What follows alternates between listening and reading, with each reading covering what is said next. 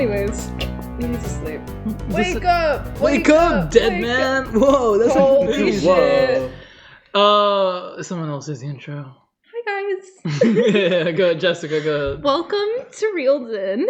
I'm Jessica. I'm Asman. I'm Avery. That's Alex. Wake up, dead man. We have a guest joining us. I'm so happy to be here. We have a guest joining us this episode, so Sam is sick, but As per usual. Yeah. we have Jessica That here. bitch. Jessica, can you tell us a bit about yourself before we begin? I'm like nothing like Sam. Like, I don't know why you guys just don't keep me here, because that bitch, like, she No, is. Fuck that bitch. I wouldn't call her a bitch. No, she is. We don't like her. That's Sorry, fine. Sam. Sorry, I hope she doesn't listen to this. Okay, You know what's scary is there's so many girls that reminds me of from high school. Like, don't that's say like, that in front of her. Wow. No, she's right there. Oh. What are they, like, fuck's you know, sake. the nicest people you know? Like your friends? Sure. Yeah. Okay, well, Jessica, so this is the podcast, Reeled In, Wow. where three I'm so happy to be here. Thank So you. Jessica, you're like a film buff, right? Yeah, Okay, absolutely. so three film buffs. What's your favorite movie, Jessica? Hot Frosty. I That's really so love that movie. funny you mentioned that because last week we actually covered Hot Frosty. Oh my god. Yeah. Yeah. Why didn't you guys invite me to that one instead of whatever her name is? I forgot. You know, scheduling issues or something, yeah. Oh, okay. Anyway, so Jessica, this is a podcast where three film buffs, you, me, and Yeah. Alex, suggest, like, you know, try to reel in our non-film buff friend, who is Avery in this case, into our world of cinema, and she tries to do the same. How? This week, it's a special... It's a special episode because we're only covering one movie this week. Well, Kinda, yeah. So we're covering basically the Knives Out trilogy yeah. in this Yes. one But like a episode. main focus on the... We're focusing on the new one. Yeah. On the new one. So we're going to talk about Knives Out Glass Onion, and then Wake Up Dead Man. It's not even called Knives Out, actually. It isn't? It isn't called Knives Out, Wake Up It's Dead Man? not. Is the second one called Knives Out? Yeah, No, the Knives second Out, one's Glass called, Onion. No, it's called Glass Onion, a Knives Out Mystery. Oh, And this okay. one's called Wake Up Dead Man, a Knives Out Mystery. Okay, well, there we go. Is it? But in the movie itself, they just have Glass Onion and Wake Up Dead Man. Okay. The subtitle is only added, like, on Netflix and stuff, because Netflix is evil. I feel like even on Letterboxd, it's not called a Knives Out Mystery. I feel like it's... I don't think so, no. Are you going to do this the whole... What, that's What do you mean? voice. That's my You don't voice. say that. Do you Yeah, have no. an issue babe. with my voice? No, on Letterboxd, it's not called a Knives Out Mystery, which is interesting. Same with Glass Onion. Stop I don't hitting know. the table. Okay, well, let's talk about Knives Out a bit. So this is like, you know... Hello, Sam. Welcome back. Yeah, sorry, I beat that bitch up. I'm back now. I don't know who the Okay. hell that was, but anyways, hi. I'm Sam. Sam. I'm really Sam. happy to be here. Sam dropped in. Sam! Hi! I missed you so much! Hi, Hi! Okay, so we're talking about Knives Out today. Oh, okay. Good to know. Let's talk about Knives Out. We've all seen all three movies. Yep. Mm-hmm. What was our first experience? Like, did you see it in theaters? Any of you? I did not. Okay. I did. I saw it in theaters. Okay. Yeah. Cool. Okay. I will say, All right, thanks for watching, I guys. watched Listening. the second one first, then the first one, then the third. Which Really? is, yeah. I didn't watch it immediately when it came out because I just didn't really know what it was and it didn't look interesting to me. Good. And then when the second one came out, a lot of my friends were kind of... You okay, man? Alex just wanted to flaunt that he saw it in theaters. Well, I don't. Yeah. Didn't say anything. I can. Okay, you want me to talk about it? Sure, Yeah. go ahead. Came out in 2019. Yeah. I went with my grandma to see it. Aw. Because this was my first year of university, so my first year living in Ottawa, and she lives in Ottawa. And she loves going to the movies. She loves movies, but my grandpa doesn't like going, so she doesn't go by herself or anything. So when I first came to university, she was like, let's go to the movies more often. So we saw like a bunch of shit, and I took her to see Knives Out, and she fell in love with it. It's like her favorite movie Nice. now, and so we saw Glass Onion and Wake Up Dead Man together as well. Nice. And That's sweet. Sick. Well, you know, I didn't watch it in theaters either. I did watch it around release time, like on Netflix, and I loved it. I love a good whodunit movie, and this was a really good one. I love like how this movie has like I mean, I believe Benoit Blanc is just like this movie, right? Like, it's not like based on anything. Yeah, so like I like how this movie sort of invented a new, like, you know, Sherlock Holmes type of character and He's stuff one like of the that. best like recurring movie characters of the last decade. I He think. is, yeah, he's great. Daniel Yeah. Craig is so good. Yeah. He's so good. Yeah. That's such a brilliant casting choice too, because Mhm. like he's James Bond. Like you think of him as being like the suave, like British, like Yeah. spy, and this is so against that. But it's like almost better. I think like it fits him One so of the well. 5 James Bonds. Sorry. Yeah, I'm doing a James Bond marathon with my dad. Yeah, Right. you'll get to the Anyways. Daniel Craig one. I think Yeah. it's so, you know, it's funny. I've never seen Daniel Craig as just like James Bond. You know, similar to like, I mean, this is my opinion, but similar to Tom Cruise, I don't just see him as like Ethan Hunt or anything. Like I see Daniel Craig because he's done Queer, the Luca movie. I don't know when that came out, like last year. Or like something last that, year, yeah. And so, like, he's a really capable actor. He's a great actor, I think. So I don't see him as just James I Bond, don't but- think in terms of like the timeline of like seeing these movies, like I think by the time I saw Knives Out, I've only really seen him as James Bond. Yeah, what else is he in? Now that I'm like, He was in hold Logan on. Lucky. Have you seen that one? I have I don't not. think That's so. a Soderbergh movie that's kind of like a spiritual successor to the Ocean's movies, where it's like a heist movie, but it's like around like NASCAR stuff. Okay. Mm. It's really fun, but he also has like a southern accent in that movie. Mhm. But he plays like he's a prisoner, and there's a really like incredible bit where like all the prisoners are like making their demands to the guards because they're like holding a hostage, and one of their demands is the new Game of Thrones book, and they're like, "We are telling you it's not out yet," and they're like, "There's no way! Like George R.R. Martin said it was supposed to come out. It has to be out." And they're like, "No, man, I'm telling you, it's not. I'm looking at this thing here on Wikipedia. It says it's not out yet." When was this movie released? 2017. The book's still not out. Still not out. He's in Cowboys and Aliens. I've He seen is that in movie. Cowboys and I've seen that Aliens. movie. Right, That he is was in Cowboys and cool. Aliens. He's in like I can read what's them. that Fincher movie? He's in that. Oh, The girl with the dragon Tattoo, tattoo. yeah. That's a really Logan good movie. Lucky, I have Tomb seen Raider. that, but I saw that after I saw Knives For The Out. some Adventures of reason, no one Tintin. ever talks about that movie. It is a remake of like a, Yeah. a movie from Hong Kong, I think. No one ever talks about that movie. Isn't it a which one? book? Girl with the Dragon Tattoo, right? No, Isn't Yeah, that it is a remake? book. Oh, well, it's also a Yeah, but remake. it's Oh, it's okay. not it's is it Swedish or it's Oh, is it not from Hong Kong? Am I thinking of no, something it's else? not from Hong Kong. It's I'm thinking of The Departed for some reason. I'm sorry. That's based off of Yeah. Infernal Affairs, yeah. which is a Hong Kong film. I could be Hold wrong. Yeah. But yeah. Girl with the Dragon Tattoo Anyways. is based on a book which also had another movie Right. before the Fincher one. I can't remember what country it's from. Yeah. It's from like It might be some Scandinavian. Switzerland, something like Yeah. that. Maybe it is Anyways, He's he's in me stuff. Is check our and point. see. in He's in stuff, stuff. and yeah, he's a great actor. I think I He's love him, so good. and he's amazing as Benoit Blanc. Incredible. So, okay, real quick before we get into the third one, what do we think of the first 2 Knives Out movies? I feel like we should discuss that with the. I like the first 2. No, because I'll going, say this. okay, going I'll- into the third one, like, Okay. what did you think? Of I the, did you know? like the first 2, so I was kind of expecting the third one to be a similar vibe, and I was expecting to like it. It also has 2 of my favorite actors. We'll in get it, to which that. We'll We'll get get to into that. So I was going in with, I guess, high Okay, expectations. Sam.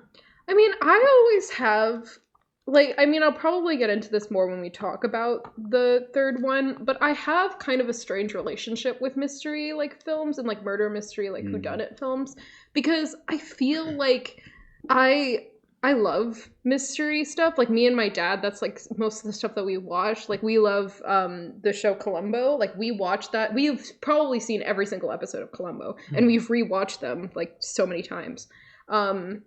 And so, like, I love a good, like, mystery, but I feel like maybe it's because I've watched so much Columbo, because if you know Columbo, the whole point about Columbo is that the story, like, you already know who's done it at the start. Like, the first scenes of the episode, like, it's kind of like a hour-long episodes, or, like, movie length. You see the murder take place. You see the person do it. You know who has done it the whole time, but the whole point of the, like, you know, episode is to see how Columbo figures out how, like, you know, gets to the bottom of it and figures out who it is, which I feel like that's kind of the issue that I find with a lot of murder mysteries, where it feels like they don't put in that much effort in showing the actual kind of, like, slow, I guess, like, figuring out of who it is. Like, of course, there are some that do it very well, and I do really like the first Knives Out film in particular. But I feel like that's something that I've noticed where it feels like it's kind of impossible for the viewer to even, like, I like that kind of aspect of like actually being able to solve it with the, you know, detective. And I feel like a lot of movies kind of give you these scenarios where you don't even, like, the detective like knows what's going on, and then they, like, the detective figures out something that you aren't even told of yet, and then they just tell you that they figured it out, if that makes sense. I know what you mean. Where it's like, oh, like, let's say someone, like, I don't know, left dirty dishes out on the counter or something, but you weren't shown that, and then the detective's like, oh, I know you were there. And then you're like, wait, how did they know you were there? And it's like, oh, because of the dirty dishes on the counter. And then they show you the dirty dishes on the counter. It's like, well, you could have shown that in advance so that we could have learned that with the detective rather than explaining it. I feel like the Knives Out movies do that. I in mean, a really, really subtle, like, hidden way. They do show you everything, but most of it's like you would never notice that. On first watch, you would never like pay any attention to it. But I think that's like fine. I think it works in some cases. Like I said, I do still enjoy the Knives Out movies like a lot, and like I don't think that they're like bad by any means. But I feel like that's something I've noticed throughout mystery films that I don't really like. So that was kind of, I was going in to this, as I go in with most like mystery, like murder mystery, whodunit stories, being like, there's a fine line between like me kind of like being, I guess, like frustrated at it, and me like being like, oh, I'm so in, you know? For me, I feel like I haven't, in recent years, I haven't seen any movie like Knives Out, and I realized that it is a really, like, you know, like sort of cliched genre, like a whodunit, and, you know, like it's a really repetitive thing. But like people say that, but I haven't seen any movie that does it like Knives Out. I feel like it's so stylistically like unique. Yeah. And that's what makes it stand out. And I think it's great. It's so much fun. I think the movies are so much fun to watch. And it's funny how each of us have mentioned that, oh, we watch like this movie with like our parents and stuff like that. Because I think the genre of like mystery and whodunit is the perfect like genre to watch with your family. It's just like a really fun like gathering experience. Exactly. It's very universal. Like me and my dad, we don't really like a lot of the same types of movies, or just like any type of media in general, but like the one thing we both love are like murder mysteries, right? So that's how, like, who doesn't love a good murder mystery, right? It's fun to just like make your guesses, like, oh, I think that person did it. Exactly. It's fun. And I feel like to counter what you were saying, I think the Knives Out movies do leave out clues, but of course they're like super subtle because they don't want to give the mystery away. Yeah. And so they can have the big exposition moment at the end. But for Knives Out, I think it works. It doesn't hide information, but it doesn't highlight it either, you know? So I think it works for me. I think the first movie is really, really good. I think it's so much fun. In my opinion, I think the second movie kind of falls off a little bit. I didn't find it as interesting. I think the premise, the setting is not that cool.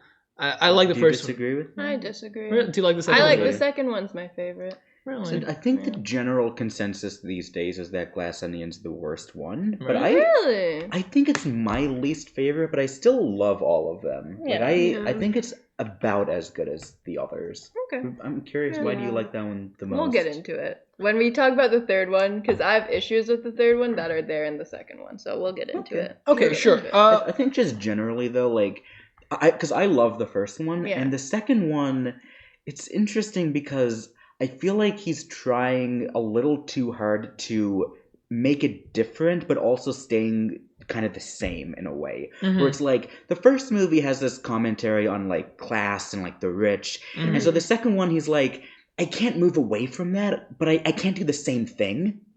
So it's kind of, it has a bit of an identity crisis in a way. And the third movie, he leans away from it, and it still has themes of like power and like all that stuff, but it's not like an eat the rich type thing in the same way as the first two. And I think that's why the third one I like a lot more. It's a bit more clever in doing something different, but still staying true to the series. And the second one just, it's a little mixed in that I sense. think that element of, rich and poor and power and greed and stuff is definitely present in the third movie. Mhm. And I think he just figures it out. I think every mistake that he made with the second one in terms of themes and stuff, he figured out in the third one. Yeah. And it worked really well for me, at least. I think so. But okay, let's Even though, I do like the Elon Musk kind of tech billionaire stuff in the second one. It's not bad. It works, but it's if the third movie was more of the same thing, I wouldn't have liked it. I would have been like, okay, man, it's your third movie, you're doing the same shit again. Yeah. But I really think that by the third one, he really hones in and he's like, this is what the series is actually about. It's not about the rich. It's about something a little more complicated than that. So let's take that and do something different with it and apply it to religion, which was such a good choice. Such a good choice. And, getting into the specifics of the second one, I don't know how well you guys remember the movie, but there is a point in, the middle where you kind of get this long, exposition dump from, I forget the character's name, but Janelle Monáe, who's playing, the main character, essentially. She there's this whole like twin backstory of oh, she's a twin and stuff like that, which isn't hinted or alluded towards at all, I don't think, in the first half. Yeah. It comes out of nowhere, it feels cheap, and I feel like that's so below Rian Johnson. He can do much better than that's that. That's kind of what you were talking about, where it feels like, how would you ever know that? Yeah, it feels cheap. It's as I think about it more, it's a really fine line between making something so obvious that everyone's okay, it's clear who the killer is, versus making things too hidden that it feels okay, well, this isn't possible, you know? But the second movie does play into that, where the person who did it is so obvious. It is the most obvious, to the point where you doubt that it's even him. Exactly, which is clever. I like that. Yeah, but I feel like there's other aspects of it that kind of cheapen it. Yeah. Sure. But I do like how Rian Johnson, this is kind of his thing, if we want to get into it, of subverting audience expectations, of making you think it's going to go one way and then and it works so well in the murder mystery genre. But that's kind of the thing a lot of people don't like about his Star Wars movie, if you want to talk about that a little bit. Because I feel like at least Avery and I have very different opinions. I don't like that movie because it ruins the one I really I don't like that movie because I find it very boring. Are we really getting into Star Wars lore? I mean, we can get into it. I'm sorry. How many movies did he direct? In the Just sequels? One. Just one. Which one? Last Jedi. Okay. Is that the last one, or is that? No, that's the middle one. The one I really have issues with is the last one. I hate the last one. Oh my god, they ruined the first 6 movies. Yeah. Oh my god. Okay. The reason why. I'll just say, first of all, I love Last Jedi. I think it's the best Disney Star Wars movie by a significant amount. I think it's Force Awakens, but I'm not going to fight you over this. Sure. I think the plot for The Last Jedi is so boring. Think about what they do. Basically, there's the good guys and the bad guys, and the whole plot, it's Star Wars, right? You can do anything, right? This is have you seen it? No. Okay, this is what they come up with, okay? So there's the good guys in spaceships, and they're going in a straight line, and the bad guys follow them. And they just slowly run out of fuel. Avery, what is the first Star Wars movie? The first one they made? A New Hope, you mean? Yes. Okay. Chronologically? What is the opening shot of that movie? It's the ship being in a tractor beam. The rebel ships... He's gonna say that it's the same thing. The rebel ships are flying in a straight line, and the Star Destroyer is going after them. No. It's the same thing. No. It is the same thing. The difference is, the ship in A New Hope does not have a hyperdrive. They can't go to light speed. Okay, those ships can, and they just track them through light speed. That's why they're like, oh no, we can't jump. We gotta go in a straight line. The difference is, in A New Hope, they use a tractor beam because the plans, the Death Star plans are on that ship. There is a importance to that ship. Princess Leia's there with the fucking plans. There's significance to get them ships back in Last Jedi too. Because it's what? What's there? Because it's like the rest of the Resistance. Because in the last movie, they destroyed all the home planets of the New Republic. Yes. So it's like they're wiping out the last of the Resistance. But I'm just saying, in terms of Star Wars, you can do anything. There's infinite worlds. There's infinite possibilities. I find that interesting. Go in a straight line and just run out of gas. That's the best you can come up. This is Star Wars. This is Star Wars. Because they're desperate. Because it's like they have us like against the wall. Like we're the last of the resistance, and the entire First Order is like on us. It doesn't and like there's work. nowhere to go. They're gonna follow us everywhere. And the movie's about that desperation of like, what the fuck do we do? And the whole movie's about that. They should have done. Did Rian anything Johnson else. write the movie? Yes. Okay. He He did. wrote and directed it. Okay. There we And a go. lot of people have issues with the I whole have subverting Luke- expectations. shit. Luke's character is fucked No, in he's that great. movie. I love Luke in that movie. He ruined his entire character. No, they. How is it? Ryan Johnson's the shut only fuck person up. at Disney Shut that the fuck understands up. Luke No. Skywalker. Okay.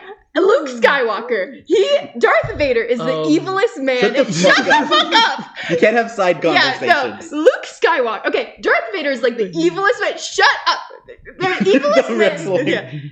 Darth Vader is the evilest man in the whole galaxy.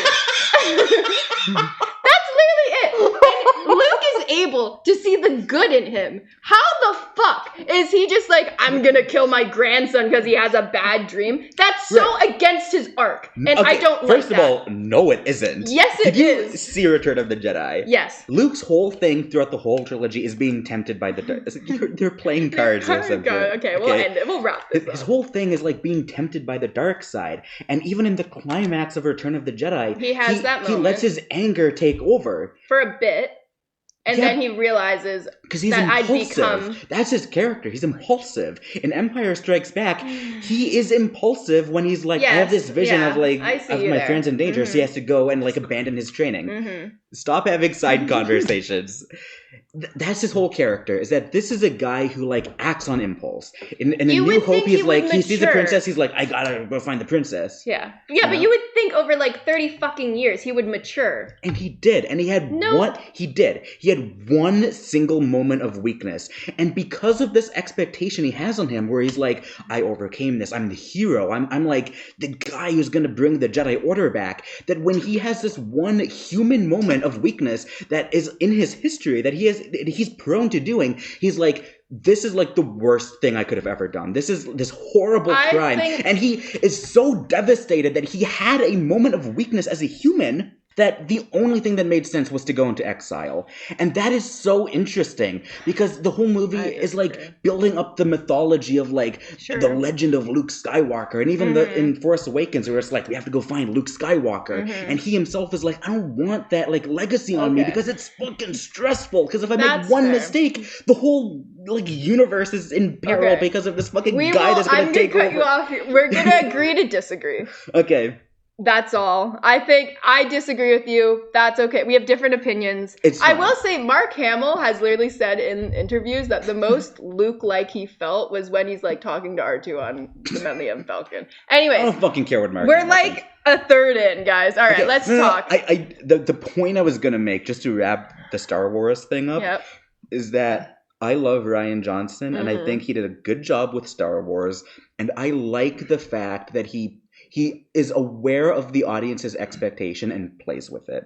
And Okay, a lot of people were really upset with that because they had an expectation of what Star Wars should be. And when he said, no, this is what it can be, this is the potential of Star Wars, you know, a lot of people were upset by that, but that's Yeah. what made it work for me. With the Knives Out movies, people have an expectation of what the whodunit genre should be. Yeah. And I like the fact that he says, okay, here is the traditional setup of a whodunit movie. With the first Knives Out movie, it's like, okay, old guy, he's dead. Sure. And here's all the suspects, and they all have their motivations, and the first, like, third of the movie is just setting up everyone's motivations. And then immediately it comes crashing down, and he's like, no, I'm gonna tell you what happened, she did it. Okay. And just immediately he's like, this is what a whodunit should be, but this is what it can be. This is what I'm going to do instead. And he plays around with it. And I like that about his movies. Okay. I think they're really clever. And he does that also in Wake Up Dead Man, where there's certain expectations of like where you think it's going to go. And then he says, no, this is, you know, it's more complicated than that. And we can do more with the genre and with the form. And I think it's really interesting. Okay. And I will defend him as a writer and director. And I love The Last Jedi. Leia flew through space. That was awful, man. That was awful. Thank I'll give you. you that. Thank you. Anyway, So back to now, Sam and I are gonna have a conversation, and both of you are gonna shut the fuck up. So, all right. Okay. But Sam, do you want to talk about TIFF? Yeah, we're getting back into Oh, yeah. Knives Sam, Out. You guys could talk about things. okay. So first. Sam, okay, the Guys, new we're a movie. third of the way What into did this you episode. like? Did you have any expectations going into this movie, Sam? I mean, not really. they're I talking mean, about the- I It's was okay. kind of like, what? No, you're good. No, go ahead. Go ahead. We thought you were just going to talk about bullshit for a second. Oh, and no, I said, we're they're actually actually talking about the yeah. movie. Yeah, Anyways. fuck you. Hey, we talked about Ryan. No, I will say Rian Johnson. He also directed. He directed the highest rated television episode of all time. That's true. In Ozymandias for Breaking Bad. In the last season of Breaking Bad, and it's the highest rated television episode of all time for a reason. It's fucking amazing. And I think he wrote it too alongside Fly Vince episode. Gilligan. He also did the Fly episode, which it's funny. He directed the lowest rated episode of Breaking Bad and also the highest rated episode of Breaking Bad. But I think they're both amazing episodes. He directed Looper. Have you seen that? Like the time Right. travel movie with Bruce Willis and Joseph Gordon-Levitt. He did Brick. What else? He hasn't done too much, but He's great. I think Rian Johnson's great. Okay, so Wake Up Dead Man. Sam, your expectations. I mean, I honestly didn't really have. I didn't know anything about this. I knew like some of the cast. I didn't know the roles in it whatsoever.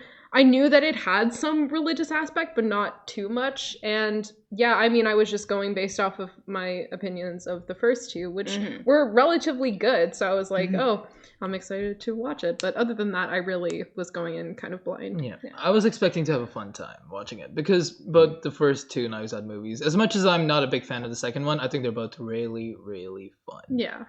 And, well, this is a good segue. Alex went to TIFF, I did. which is where he saw the film. And once he saw the film, he said, it's the best thing he's ever seen. Well, so I was like, okay, maybe it's a fine movie. Maybe. Yeah. Let's talk about TIFF for a bit then. Sure. I went to TIFF for 4 days, the first 4 days of the festival. So I didn't get to see too much. Like all the ones I really wanted to see were premiering after I left. But Wake Up Dead Man was one of the ones that was premiering while I was there. And the whole time I was debating back and forth, should I see this? I kind of wanted to stick with the smaller movies and the international movies. So I went with a group of people. And some of them went to see Wake Up Dead Man at the world premiere on the Saturday night. In order for them to get in, they had to camp out for 9 hours to see it, crazy. which was crazy. But they had a good time because they sat basically next to Josh O'Connor. And That's it was crazy. It was Can I say one of them something bumped into him in the about lobby. film festivals? You see them as an outsider. You would think they're such civilized things. Festival is a glamorous thing, and then you hear stories about people camping out for 9 hours to watch a film, and it's just so bizarre to hear. I think. TIFF is, apparently it's one of the better film festivals. And I'll just say from my experience, it's very you would think it's this big, chaotic thing, but it's actually pretty organized and everyone is so nice. You're Nice, talking with that's people good. in Do the you lines. get popcorn? You can get popcorn. I didn't, and the reason why is because I had a conference pass, and what this means is I can rush movies. So basically the way TIFF works is that you can buy tickets, and if you have a ticket, you just go up to the door, they let you in. Then there is also a rush line. And the way the rush line works is that about 5 minutes before the movie starts, someone counts all the empty seats. Either because it didn't sell out, or sometimes studios will buy up a bunch of seats to send people to, and then they don't end up showing up. So there's usually always empty seats. So they count the empty seats, and then they go back to the people outside, and they say, okay, send that number of people in. So they send them in from the rush line. And so by the time you get in, you have no time. Sometimes the movie already started when you get in. Right. So you don't have time to get popcorn or anything. So basically, the day that Wake Up Dead Man had his world premiere, I was up at 5 a.m. to try to get into The Testament of Anne Lee, which was playing at 9 a.m. So I got in the rush line. I was the 5th person in line, so I was like, this is great. The problem is, with the conference pass, the thing is, so that screening of Anne Lee was a P&I screening, which is for press and industry. If you have a conference pass, you can get into P&I screenings, but you don't have the same level of priority. So even though I was the 5th in line, all the P&I people had a higher level pass, so they could just walk in right after. Even the me. ones behind you in line? Yeah, they would show up 10 minutes before and be let in. Oh. But I was there for 3 hours at 5 a.m. That's Right. crazy. It was fucked up. So I learned a valuable lesson about, how that works. And I just had like, it was a rough day because I was like really tired. I didn't get to see Ann Lee, unfortunately, so I saw a fucking Good Boy. Not the one with the dog. This is a different movie called Good Boy, and it fucking sucked. And then I saw this movie called Retreat, which also was okay. And at a certain point, I was like, I'm crashing out. I'm so fucking tired. I could force myself to see another movie, but I'm going to fall asleep during it. So I went back to the hotel. I was like, I'm just going to go to sleep. I'm going to crash out, get 8 hours of sleep, wake up. Because the next morning, there was another premiere screening of Wake Up Dead Man at 8:30 in the morning. And this one, it's funny because like there's the big world premiere screening, but then there's a second screening the next day that was called a premiere screening, but it's not the premiere. So from what I understood going in, that when Glass Onion premiered at TIFF, they did a similar thing. There was the Saturday night premiere and the Sunday morning second premiere. And at that, in the Sunday morning one for Glass Onion, it was just Rian Johnson and Daniel Craig at like the Q&A, and Daniel Craig was like apparently hungover, and it was like a funny kind of thing. So I was like, you know what? I don't really want to see anything Saturday night because I'm so tired. There's nothing else really showing Sunday morning that I want to see. When were you like due to leave? Sunday, like in the evening. Oh wow, okay. So this was like your last day then? It was my last day. Okay. And there was nothing else playing I wanted to see Sunday except like maybe Rental Family with Brendan Fraser. But it was playing at the same theater as Wake Up Dead Man anyway, so it's the same rush line for every movie at that theater. So I was like, fuck it, I'm just gonna go back to the hotel early, get an early sleep, and then try to get into Wake Up Dead Man. The cast isn't gonna be there probably, maybe just Rian Johnson. Right, But, because like, it's a second premiere. Right. Yeah. I'm like, I have nothing else to do. I may as well at least try to do it. And at that point, I had only seen like these international things and indie stuff, and it was great. But I was like, you know, I can get my one like big Hollywood movie and fuck it. So I went to do it. I was in line for like 3 hours. I was the second to last person they let in. I barely made it. That's crazy. And the only reason I made it was because I took an Uber instead of walking like I normally would, which saved like 5 minutes because I was like, I need to get there as soon as I can. So it was crazy. How many people did they let in? About 30-ish. Oh, okay. So I was like 15th in line, but like you can save for one person, so I kind of got bumped back further. Are these like big theaters? Some of them are big. Like the world premiere was at like I think the Royal Alexandra, which is like a really huge one. This one was at the TIFF Lightbox, which is like a normal movie theater kind of size. So I was like, there's no way. Like once like everyone let their friend cut in with them and I became like 30th in line, I was like, there's no way, it's not happening. I think the only reason I got in was because it was like 8:30 in the morning and no one wanted to see that. That's So but I did get in, and I saw the movie, and I really loved the movie. And then during the credits, like after the name cards and everything, and the scroll starts, they bring out 2 chairs, and I'm like, okay. So Rian Johnson and the moderator, like, okay, that's what I expected. I didn't go thinking there would be a big Q&A. So okay, Rian Johnson and the moderator, that's fine. And a few seconds later, they bring out 2 more chairs, and then they keep coming out with more and more chairs, and it lines up the whole stage, and I'm like, holy shit. So I take my phone out, and I start recording, and I took so many pictures of Mila Kunis for Avery. So Avery loves Mila Kunis. She's awesome. And she's Avery my favorite actress. also, no, actually, not just Avery. All of us really love Jeremy Renner. Yeah, and they sat next to each other.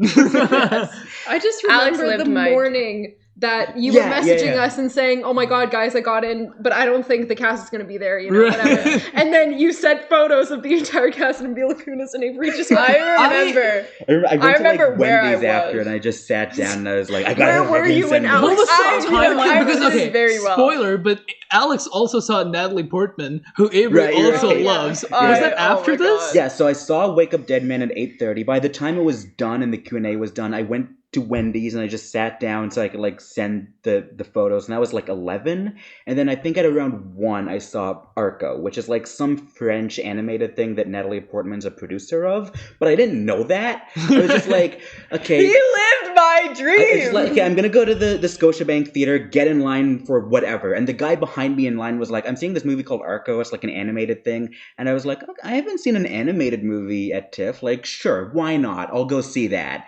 And then I get there and and fucking Natalie Portman comes out. I'm like, that's crazy.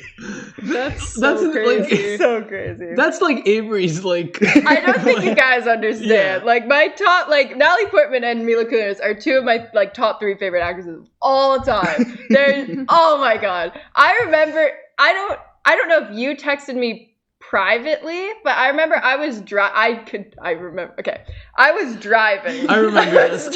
You were driving. I was driving and I was at the grocery store. I was like in the parking lot at the grocery store. I think you texted me privately being like, hey, check the Discord group chat. And then I was like, oh, I'm driving. And then he's like, you're going to want to pull over or something like that. This is true. This is true. So then I'm in there and then I see the photos. I'm like, anyways. This is true. God. I remember I did text you being like, hey, check the Discord. She, by the way, texting me back while driving, she texted me saying, I'm driving. And I was on like, a red no, light. trust me. Park the car for a few seconds. Just check the Discord. And then I lost my shit. Yeah.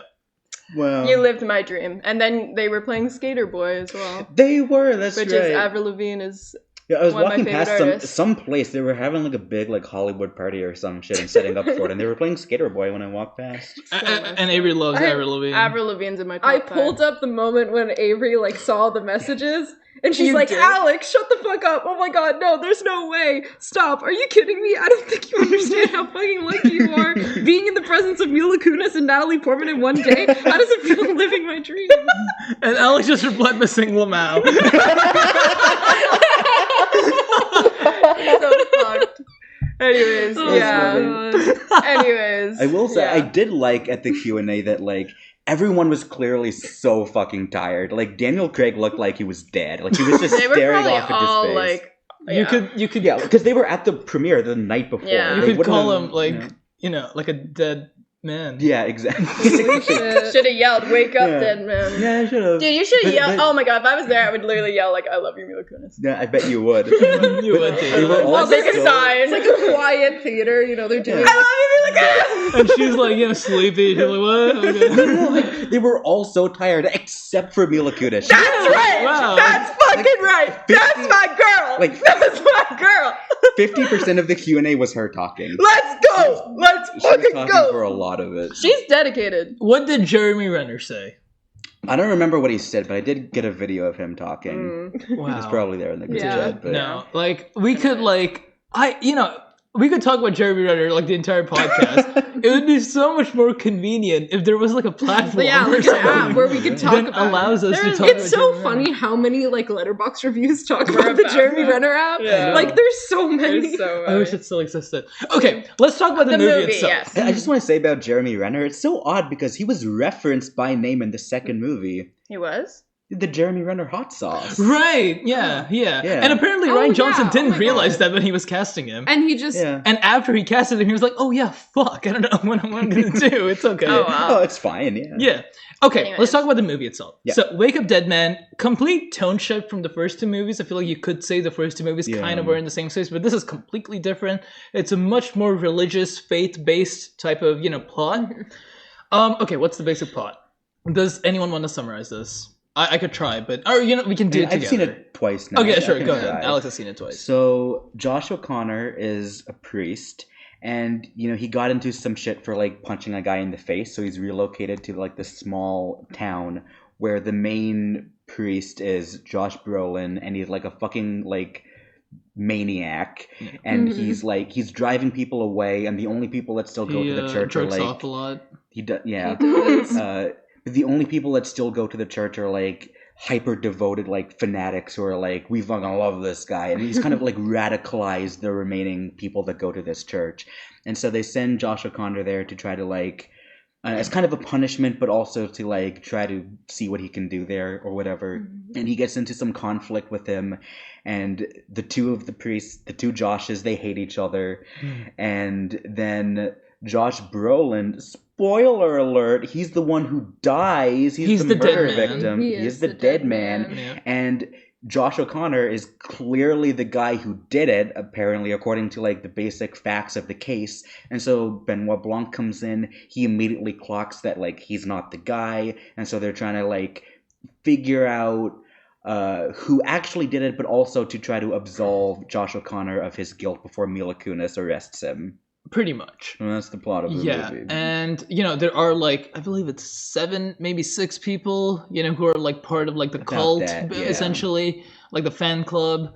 And they're all instantly against Josh O'Connor's character. They're like, oh my god, you priest killer or something like that. And there's one guy who he did also kill a guy in the boxing ring. Right, so Josh O'Connor has a background, so he was a boxer in like his past life, and he did once kill a man.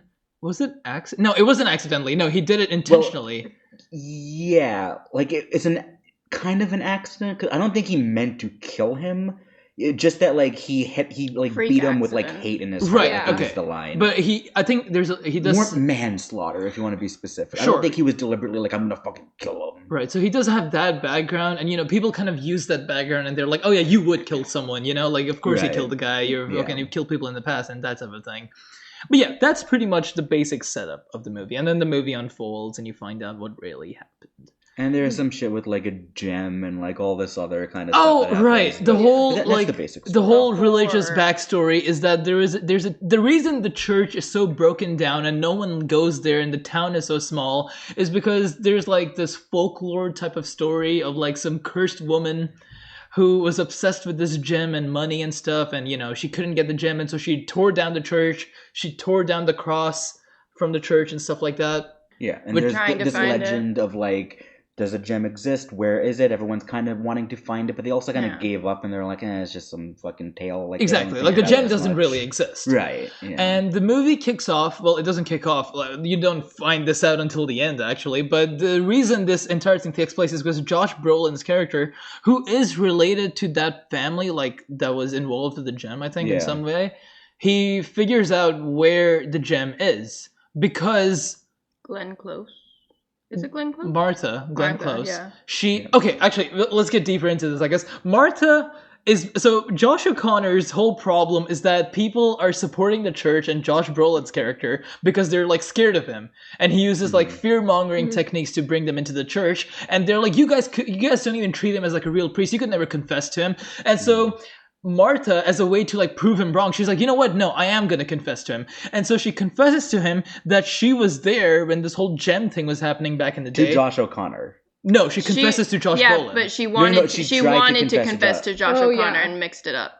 And that's why she went crazy, because she was like, I just told the guy that... Right, yeah. So your point's not right. No. No, it's still right, because she confesses to the wrong priest, and that's how Josh Brolin finds out. Yeah. Well, sure. Yeah. And then, Josh Brolin, he kind of loses his mind, and he's like, okay, I need to get that gem, and he kind of devises this whole... Oh my god. Then some shit happens. Yeah. A lot of shit happens. It's a bit like... And then she ends up, spoiler, she ends up killing him. Or devises a plan to kill him. Yeah. Because she knows where the gem is. Yeah. Right. It's a seemingly impossible murder. And she's trying to stop him from getting the gem. Because she's been protecting it her whole life. Yeah. Okay. I guess you can... I'll say just generally, it's the most, like, dense out of all of them. In 100%. Terms of the mystery itself. Absolutely. In terms of the mystery itself and, like, the thematic elements of it. And the thematic, but the mystery itself is, like, I understand it now, having seen it twice, but as it's unfolding, there's a lot of information being thrown at you, and it becomes a little overwhelming, I think. Yeah. Yeah, no, it was kind of like, I was like, I'm not sure what exactly is going on, but it makes sense. I think by the end, it completely comes together. Yeah. But no, I think it's dense because, like, the stuff it deals with, it deals a lot with, like, religion and faith and greed. Of course, greed's, like, a constant theme in the Knives Out trilogy, it seems, but, like, especially religion and faith. I really like how it deals with those two aspects. And, like, I feel like one thing that murder mystery, like, whodunit stories, I feel like there's so much emphasis on kind of like the figuring out aspect, and also the kind of just like fun of like, oh, we don't know who did it, this person did it, oh no. But like, I feel like, in a story where the whole point is that someone killed someone, that's a complex thing, like what drives someone to kill another, Right. And I feel like I like how this film really entangles the kind of like murder mystery parts with the more like religious aspects. because I feel like that's something that a lot of murder mystery like stories kind of don't really add to it. Like it feels very, I don't know, it works really well in this film. Right. The deepest it'll go is like the motivation of why they did it. But this movie really gets into like what it means to want to kill someone, which is really interesting. Yeah, I think Martha's character and her motivations are really interesting. Like they go beyond like, oh, this guy is like pissing me off, I'm gonna kill him. No, like it's rooted in something really interesting, I think. Yeah. And like she feels like guilt over. She's not like a cartoonish villain who exactly like Ransom in the first movie where he's just like a fucking asshole and he's like, I'm gonna fucking kill this guy. But she's more like very deeply remorseful in a way where she's like, I don't want to be doing this, but like I feel like I owe it to keep the gem secret, you know. And like, not to take away from Ransom, I think he works perfectly fine. He's a great villain. She's just different. It's a different kind of villain. Yeah. And like the one thing, I feel like I'm kind of skipping ahead here, but I just need to say it. Probably my favorite thing that the film does is one trope that I have like noticed through a lot of whodunit stories that I really dislike is the kind of confessional at the end, where somehow the murderer, like, you know, just confesses everything and, you know, the deeper things that even the detective didn't even figure out. Because I feel like, one, that's not really realistic. I feel like if you had been, like most people, if they had killed someone, they would fight to the end, denying, you know? Yeah. It's like you wouldn't have that confession. Yeah. But it makes so much sense in this because of the whole religious aspect. It makes sense that she is about to die and she wants to confess herself. In a church. Exactly. Yeah. It works so well. And I really appreciate that because that's something that I would absolutely hate in any other movie. But that it works so well and it makes so much more sense.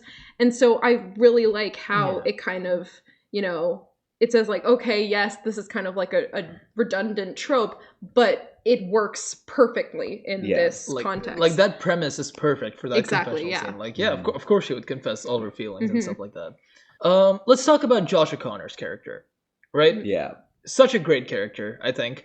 And, you know, while this whole thing is going down, and, you know, Josh O'Connor is he wants to figure out with Benoit Blanc, like, oh, okay, what really happened? Because, like, I was there, I saw him die. It wasn't me, I promise I didn't do it. I'm not sure how it happened. But then, as the movie progresses, he kind of strays away from the whole mystery thing. He's like, oh, fuck all this, man. I don't want to be involved in all this. I just want to, like... I want to, like, spread, like, the faith, you know? I want to be, like, peaceful. And, you know, there's this whole recurring thing in the movie where one of the, oh my god, I'm forgetting the actor's name, the guy from American Fiction. Jeffrey Wright? Yeah, Jeffrey Wright. Jeffrey Wright, you know, says to Josh O'Connor at the start of the movie, like, oh, like, you should embrace people instead of fighting them. You know, he makes, like, a gesture of, like, a hug instead of, like, fists. Yeah. And that's kind of, like, the ideology that Josh O'Connor carries throughout the entire movie, where he's like, oh, I don't want to, you know, help solve this crime and stuff. I just want to help people. And there's this, you know, there's this great scene where instead of figuring out what really happened and who did what, he just kind of starts helping another person, like figuring out, you know, their faith and stuff like that. Scene. Yeah. I loved it the first time. I kind of teared up a little bit the second time watching it. So this is after, the context is so important because it's after like 20 minutes of just like really bogged down in like the mystery of like working through the mechanics of the mystery. And then there's a certain bit where like they have to call this woman who works at like this company that like opened up the casket or whatever, the term is, to find out who placed the order to do it. So he calls up this woman and she starts yapping, and it's like this kind of comedic scene where he's like just trying to like get her to stop talking so he can ask this question.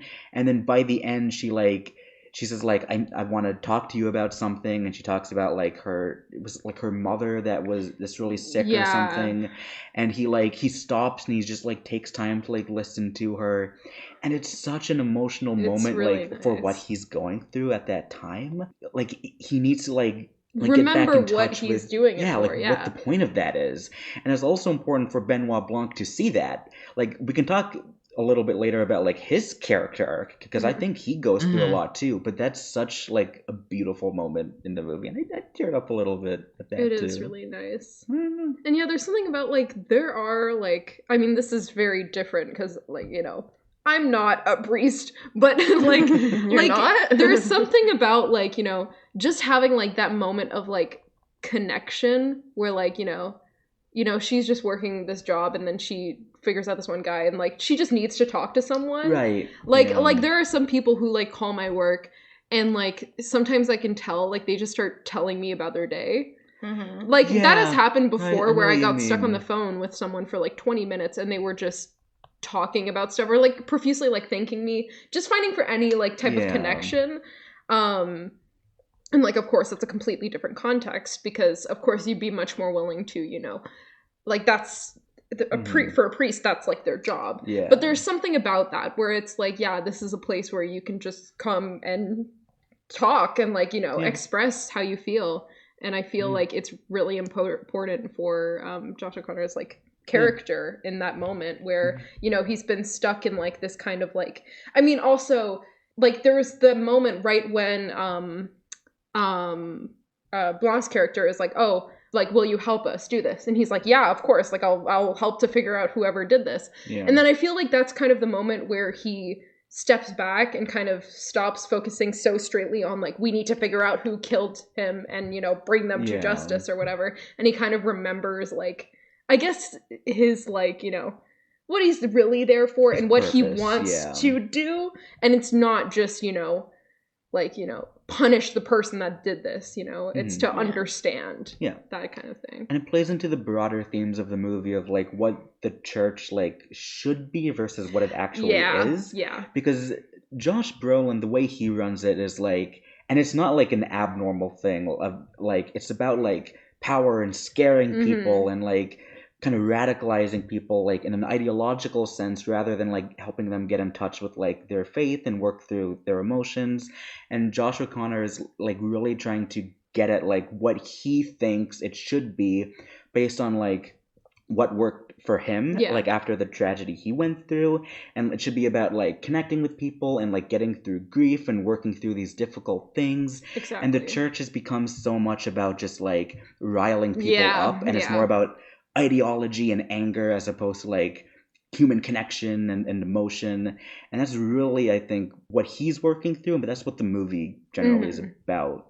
Definitely. Yeah, no, it's I really love all of those elements. I love Josh O'Connor in this too. Like he's does an amazing performance. And I feel like one thing I found with this film that I mean, it's kind of, you know, when you're dealing with a murder mystery, you're supposed to have a big cast. There's a lot of suspects. But I didn't feel very connected to a lot of the, like, suspect characters. I have points about this.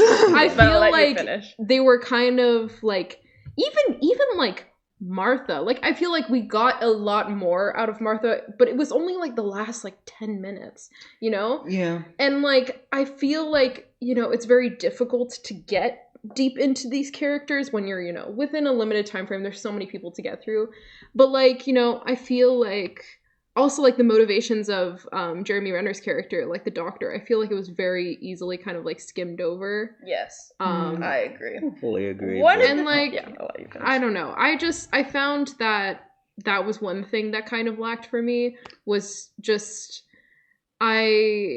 I just didn't really care about a lot of the characters, but Josh O'Connor was definitely like a standout, and he really carried the I will defend it, but I'll let you go first. Yeah. What? Okay, well, I'm gonna be a bit more blunt. One of the things I hated about this movie was that you could get rid of half of the cast and it would be the same fucking movie. The cello girl, what is her importance in this movie? She could be written out. There's nothing there. I get what you mean, but I disagree. One of the things that I love about the first two, particularly the second one, and why it stands out to me, is in that movie, you see each character and how they react as the mystery progresses. You see them change, like at the beginning, they think it's, what's her name? Madeline Klein's character, Whiskey. She comes in and she's like, it's I don't know the girl's name. The twin girl. Yeah. And then everyone's like, oh, wait, what? And then they all kind of shift and you see them all change their opinions and their sides and stuff. And that's what makes it more interesting for me and why I like that movie. Same thing in the first movie where at first they all think it's the girl. And then, yeah, they think it's... Do they think it's the girl? Not at first, but They kind of villainize Chris Evans' character. It's been a while since I've seen that one. They villainize Chris Evans' character, but then she gets the money and then they all kind of turn on her. Like, they do react as it all progresses, but you just don't see that in the third one. And that's one thing that I really don't like about this one is because with murder mysteries, I feel like it should be more of a ensemble movie, whereas this one you just really get just Josh O'Connor, Daniel Craig, Mila Kunis, and Martha. The reason I disagree with you is because I get what you're saying. The reason I disagree is because I think the cello girl and every single person in that like ensemble lends to like the thematic elements of the film. That's like the fair. cello girl's like, you know, purpose is that she wants to believe in like a miracle almost, that like she'll be able to walk again, and that's her purpose. She's like Josh, like she's telling Josh Brolin's character like, please make this miracle happen. And it's like her grappling with fate, you know, and like how that works. I think that's an interesting part. Jeremy Renner's character, he's grieving, right? It's a really strange way to process grief. Left him. Again, that's also grappling with fate. And then you have the guy who's recording everything, like the vlogger guy. He's not like religious or faithful at all, it seems. Like he's more into like the richest side of the thing. He's like more greedy and stuff. That also represents a certain part of fate. And just like I feel like every single character kind of represents an interesting sort of thing, you know, in that regard. I get that. Sorry, go ahead. Okay, you can go ahead. I was gonna say my main issue when I saw the movie for the first time was exactly that I thought like the cast just doesn't have as much to do in this one. But I think ultimately, and having seen it now a second time, I'm more solidified in this opinion that it works almost more than the other movies.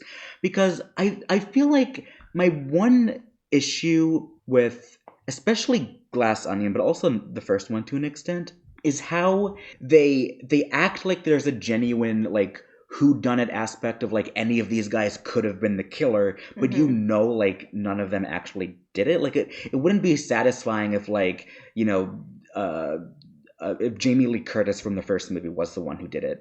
Like there's something unsatisfying about that where you know like Rian Johnson is too clever to do that. Exactly. So it feels weird, I guess, to imply that there's a genuine mystery there, and that's why he subverts it in like 40 minutes. And with this movie, it's kind of the same thing where it's like, you know, none of them actually did it. So rather than just like have them there, let's get into like a different kind of purpose they can have in the story. And it's less about like which one of them killed Josh Brolin, and it's more about the role that they played in propping someone like him up that like made him such an important figure to make him like they have more killed. of a role than just like a mechanical plot device. It's like a thematic device, and it works. There's more like thematic depth to their characters as opposed to I think the first. And so I think that's their purpose. I do get your point though. Like I do get your point. I get it because like none of them have like as many standout moments as the casts of the other ones. They kind of all blend together into like a single character of like the person who has been like exploited by the church. Like it's one character essentially split across an ensemble. And that's exactly what kind of that church kind of does. Like it really bases them solely on like religion, and I feel like that works well because for them, like, you know, that's kind of what the church is like doing to them. That's what Josh Brolin is like frightening them to do, and I feel like, you know, give all of themselves to the church. And I feel like, you know, every single character's like, you know, agenda and like potential motives are so well fleshed out in this movie and are so believable. Like the cello girl, like I get why maybe she would want to kill Josh Brolin out of like envy, out of like anger, out of frustration that why isn't this miracle happening for me? You know, kind of like a psychotic sort of like killing.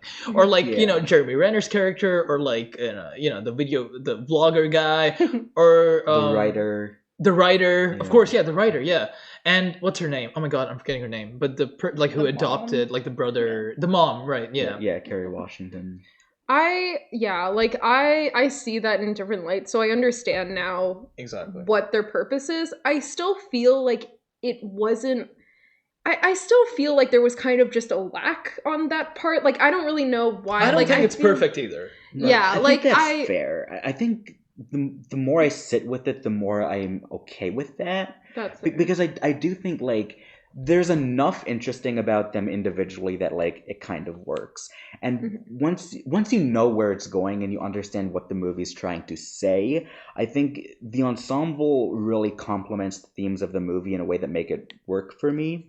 Even though like, you know, Kaylee Spaney's character isn't like as interesting as any of the ones in the first movie or the second movie, but like she's doing enough to like add an extra kind of layer to the religious themes of the movie. Yeah, you know? like I Maybe- still yeah. think it's good that they're like there, Yeah. but I feel like I don't know. I feel like there could have been a little bit more. Yeah. I think that's fair. Like I don't. I get what you mean. In my opinion, maybe this is just like a personal thing, but I think when you have a theme as broad and as relatable as religion and faith, that the presence of that theme alone in each character and the way they grapple with that is good enough for them to be fully fleshed out characters, in my opinion. I think the cello girl's motives and her feelings through that lens of fate and frustration is completely justified, and the movie doesn't need to explain it further to me, because I get that. Because I think fate is inherently like a relatable thing for every single human being. You have some sort of relationship with fate, and that sort of like frustration as well, I think. And so I think that it's almost a cheat code, having that as like a theme in your film, because it just fleshes it out, in my opinion, at least. I feel like the cello girl, she was probably, out of all of the kind of like suspects, in my opinion, she was the one that really stuck out to me, because I feel like that's, like if you're stuck with like this kind of like chronic pain that's just unexplainable. For no reason, That's like, I feel like that's a story that isn't even really told that much, and I could really appreciate it, including that in the film, because that makes so much sense. False promises, by exactly. Josh And like she sent all of her money to the church just for like Josh Brolin is sucking her dry, like all her bank accounts dry. He's like, I gave you my life. She's like, I gave you my life savings, and even in like the narration, like as Josh O'Connor is talking about it all. He says that, she got diagnosed with like a chronic like illness or something, which was unexplained by the doctors. It just happened for no reason. And she's like, please fix this. Like, why is this happening to me? And that's so interesting, I think, in its own regard. And so I think that's enough. Like, she stands out. Yeah. And they all have like something interesting about them. Yeah.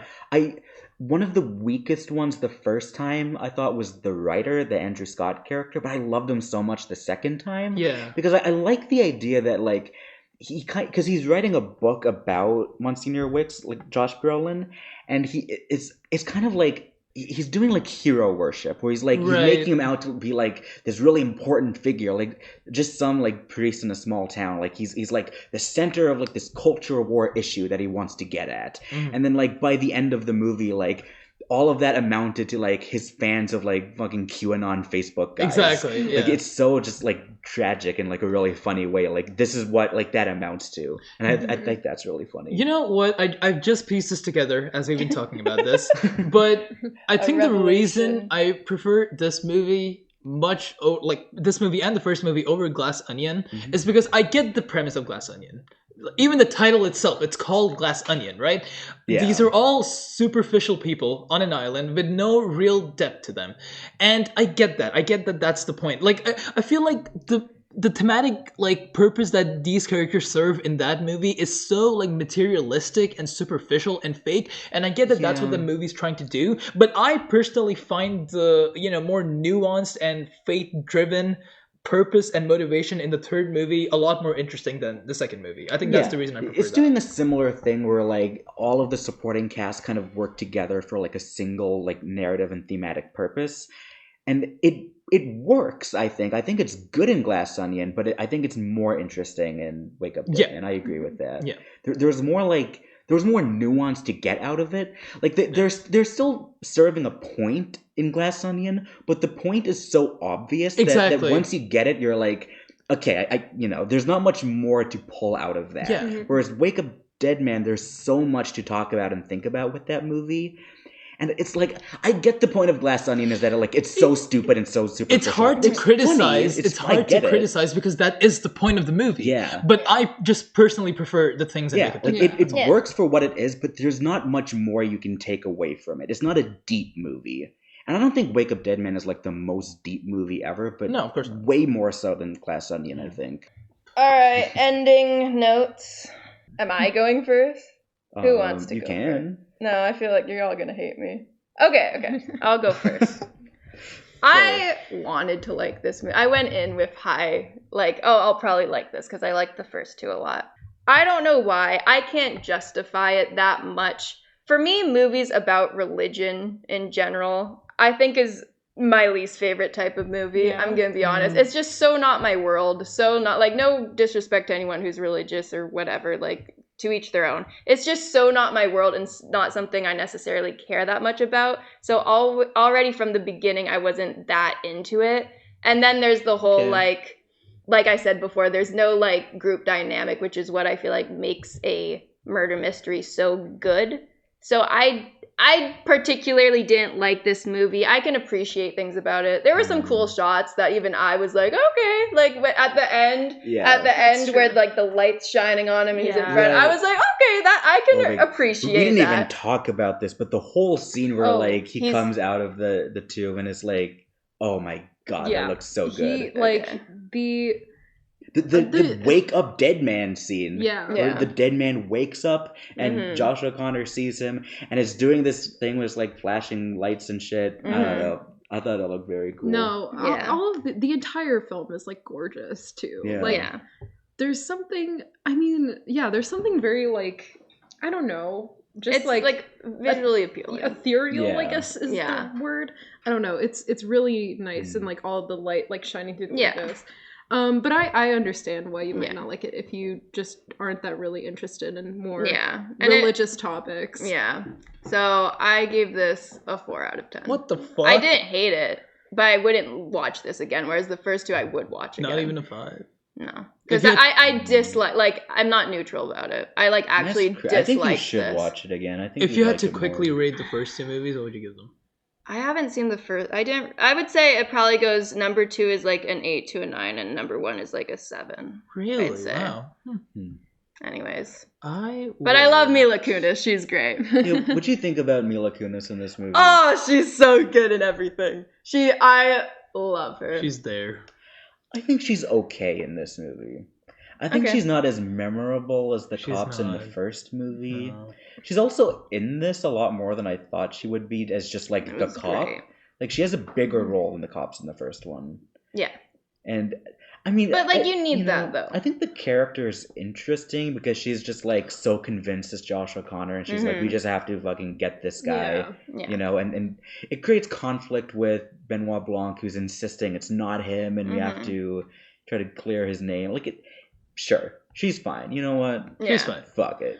Mila Kunis is fine. We love Mila Kunis. Let me quickly. I think I would give the first movie like, I don't know, like a 7 out of 10, maybe something like that. No, maybe like a 7.5. The second one is like a 6.5 to a 7 for me. It's okay. I'm just not a big fan. And this one, I'd give it an 8. I think it's my favorite one. Okay. Yeah. I think that's fair. I don't remember what I rated. I watched the first 2 like a while ago. I really don't remember too much from them, but I think I gave the first one like if I would rate it now, I'd probably give it like a 7.5 to an 8. I think I gave Glass Onion like something between like a 6.5, 7. I don't really remember.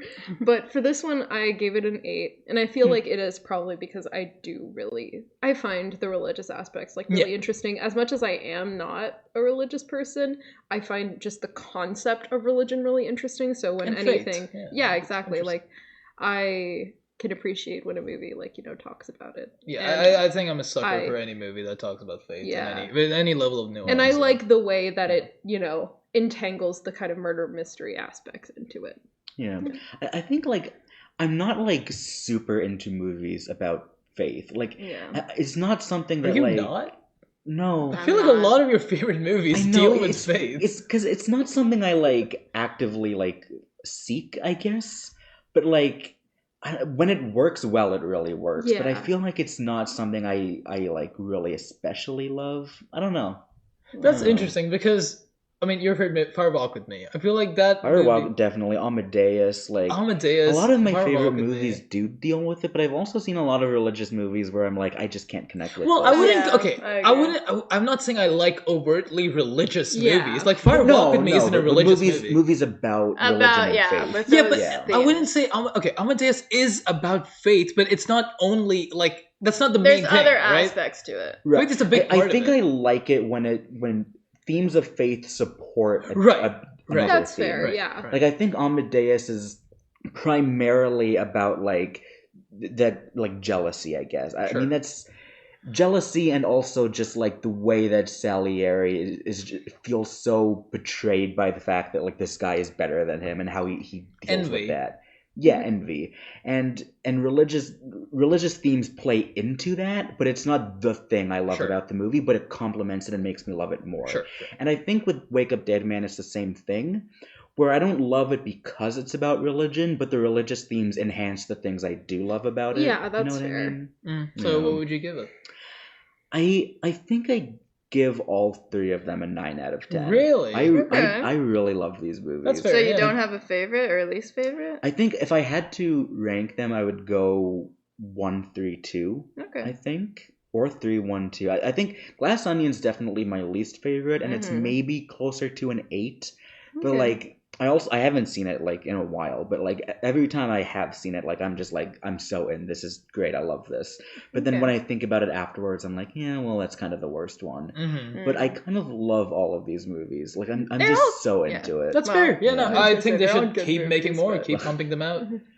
Yeah, apparently Rian Johnson's Aren't they next done? movie is like an original idea, Mhm. and then he might Mhm. come back to it, Oh. which is fine.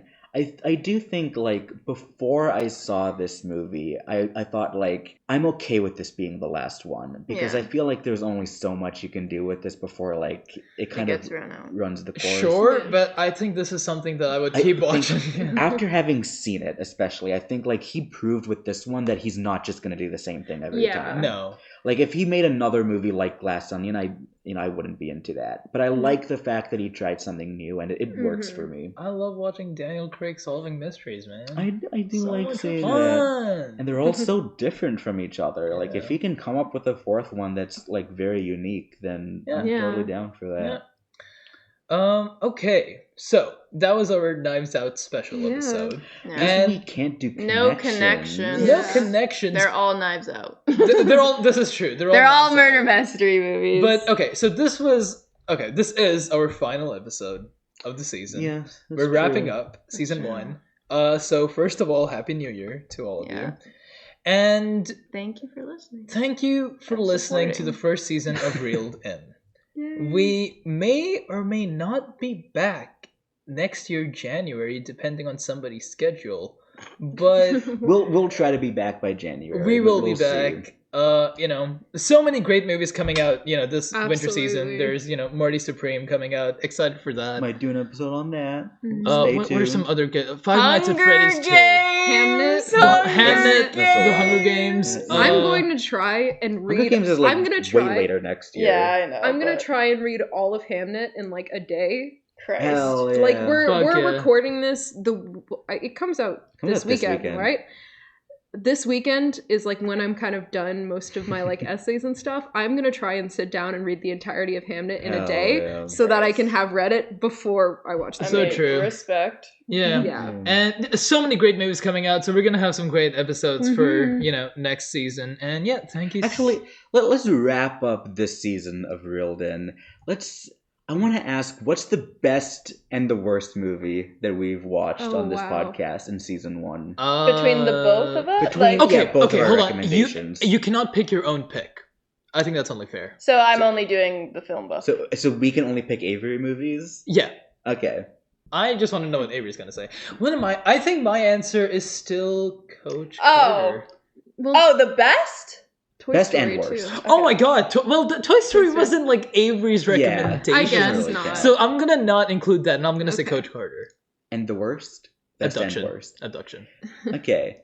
I was going to say, I think the best movie, in terms of the movie I liked the most from Avery, I think it's Coach Carter. Okay. But when I That's think back good. to the first season of Reeled In and like the discussions we've had and Uh-huh. I think the most fun I had watching an Avery movie also happens to be the worst one, which is Abduction. Abduction. Right, no, that's fair. That's I fair. have That's not true. had that much fun watching a movie. That's in some good. time. I was had. so I did fun. think you... Okay. I guys really hate that I movie. watched that with So Sam. bad. I had a Yeah. great time. That was great. I honestly think I'm the exact same. Coach Carter was my favorite. God, you guys need to like... What's the worst one diverse. that was like? Because this is hard. I'm trying to think Hold of on. like. Well, Avery, prior to this, you said the Truman Show. Is that Mhm. still I true? would say it's up there. I would actually say Arrival's probably my favorite. Right. That's true. She did like Arrival. Mhm. Would you watch Arrival again? Yeah, I would. It's funny. Arrival Abduction. That was one episode. That's true, yeah. I would best say and worst the movie. worst for me, and I can justify this, Godfather Part 2. Fuck me, I hated that I feel movie. like you didn't even give that the lowest didn't you rating. like I gave- dislike Uncut Gems more than that? I'm sorry, you just like Makeup Dead Man more than you did The Godfather Part 2. I gave Right? it a 2 out of 10. What are you talking A about? 2 out of 10?